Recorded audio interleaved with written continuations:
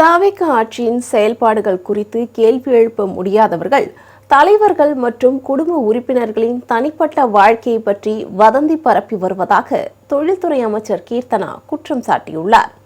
சமூக ஊடகங்களில் அமைச்சர் கீர்த்தனாவை போன்ற பெண் இடம்பெற்ற வீடியோ வைரலான நிலையில் பலர் அந்த பெண் அணிந்திருந்த உடை குறித்து விமர்சித்திருந்தனர்.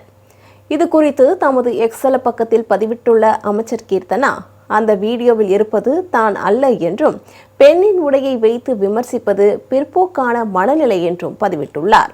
பெண்களுக்கு எதிராக இழிவான கருத்துக்களை கூறிய வரலாறு கொண்ட தலைவரின் ஆதரவாளர்களிடமிருந்து வேற என்ன எதிர்பார்க்க முடியும் என்றும், தாவேகா ஆட்சி முறை பற்றி கேள்வி கேட்க முடியாதவர்கள் தனிப்பட்ட வாழ்க்கையை பற்றி வதந்திகளை உருவாக்குகிறார்கள் என்றும் கூறியுள்ளார்.